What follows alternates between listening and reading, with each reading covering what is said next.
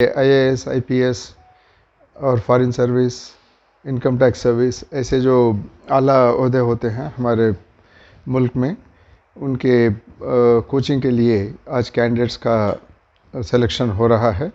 इसके लिए हर साल की तरह इस साल हम एक सिलेक्शन टेस्ट रखे हैं इनके लिए।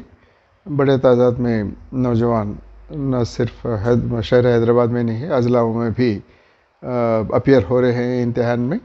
इनमें सबसे जो आला तरीन, जो बेहतर परफॉर्म करेंगे, इनमें से 100 कैंडिडेट्स को हम लोग चुनेंगे अखिलियातों से, और इनकी तरबियत अच्छे से अच्छे जो कोचिंग सेंटर्स हैं हैदराबाद में, 6 या 7 कोचिंग सेंटर्स को हम लोग ऑलरेडी सेलेक्ट करे हैं, वहाँ पर इनकी तरबियत दी जाएगी। एक बात तो मैं कह सकता हूँ कि हर साल, यानी कि गुज़िश्ता साल से अगर कंपेयर करें इस साल, तो क्वालिटी ऑफ स्टूडेंट्स और इनका अवेयरनेस ये बेहतर है, बढ़ता जा रहा है। मैं समझता हूँ कि ये जो जद्दोजहद, जो एफ़र्ट अब चल रहा है हुकूमत की तरफ से हो या कैंडिडेट्स की तरफ से, इसको ऐसे जारी रखना ज़रूरी है, क्योंकि बहुत मुश्किल, बहुत टफ़ एग्ज़ामिनेशन है ये। आज माना जाता है कि सिविल सर्विसेज एग्ज़ामिनेशन जो है यूपीएससी से हर साल जो ऑर्गेनाइज होता है, ये दुनिया में जितने भी मुल्क हैं सब में जो सिविल सर्विसेज एग्ज़ाम्स होते हैं उनमें सबसे डिफ़िकल्ट एग्ज़ामिनेशन है ये। और हर साल तकरीबन 10 लाख कैंडिडेट्स अपीयर होते हैं इम्तिहान के लिए सारे रियासतों से, जिनमें से 6 या 7 लाख कैंडिडेट्स एग्ज़ामिनेशन लेते हैं। इसमें से देखिए अब गिन चुन कर फाइनल सिलेक्शन जो होता है तकरीबन 800 का होता है। जैसे इस साल रिज़ल्ट्स आए हैं 2 दिन पहले, उसमें 761 कैंडिडेट्स को सेलेक्ट किया गया है। और इसमें से अगर मुस्लिम कैंडिडेट्स का परसेंटेज देखा गया तो ये अभी बहुत कम चल रहा है। ये इस साल भी 3.6% आया है, यानी कि 28 कैंडिडेट्स आउट ऑफ 761 मुस्लिम्स हैं, जो चाहे वो दिल्ली से हो, राजस्थान से, यूपी से, अलीगढ़ से या तेलंगाना, कहाँ से भी हो, जो अपीयर हुए हैं। माइनॉरिटी कैंडिडेट्स 28 हैं।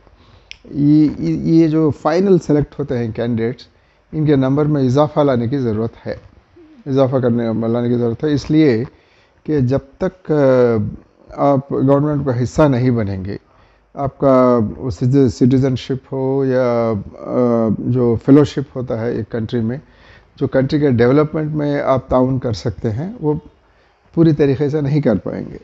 अब ये गवर्नमेंट सर्विसेज में अच्छे होनहार नौजवानों को इसलिए मैं दावत देता हूँ यहाँ, इसके लिए कोशिश करने के लिए और ज्वाइन होने के लिए गवर्नमेंट सर्विसेज, इसलिए कि गवर्नमेंट में ज्वाइन होने के बाद आप जिस तरह के खिदमत समाज को अंजाम दे सकते हैं, शायद कहीं और नहीं दे सकते हैं। इसलिए कि आपके पास एक ओहदा होता है, उसके साथ में अथॉरिटी होती है, एक ऑर्गेनाइजेशन होता है गवर्नमेंट का, और साथ ही साथ बजट, फिनेंसेस, ये सब आपके सामने होते हैं आपके साथ। तो इन सब का इस्तेमाल करते हुए समाज के लिए अच्छा काम कर सकते हैं आप, और हर कम्युनिटी का हिस्सा इसमें होना चाहिए, बराबर हकदार होना चाहिए। अगर सेलेक्ट होना है तो कैंडिडेट अपने हौसले और अपने सलाहियत की बुनियाद पर ही सेलेक्ट हो सकता है। इसके लिए जो तरबियत देना है, जो गाइडेंस देना है, जो मटेरियल फराहम करना है, ये सब हम लोग करने के लिए तैयार हैं। शर्त यह है कि कैंडिडेट आगे बढ़ना चाहिए और उनके घर में एक अच्छा माहौल बनना चाहिए, और माँ बाप भी इनकी हौसला अफजाई करके इसमें कम्पीट करने के लिए उनको भेजना चाहिए। अगर ये सब फैमिलीज़ की तरफ से, कैंडिडेट्स की तरफ से ये काम हो सका, तो गवर्नमेंट की तरफ से अच्छे स्कीम्स हैं तेलंगाना में आज अखिलियातों के लिए।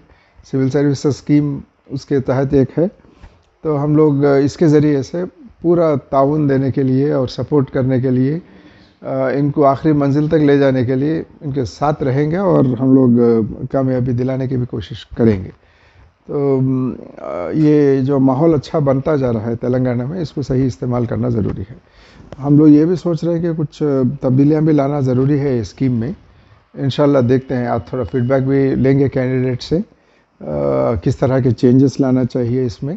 हम लोग भी बैठ के सोचेंगे गुज़िश्ता चंद सालों के दौरान किस तरह के नाजायज़ हमारे सामने पेश आए हैं, उन सबको नज़र में रखते हुए किस तरह से इसमें चेंजेस लाना चाहिए उसके बारे में भी हम लोग सोचेंगे।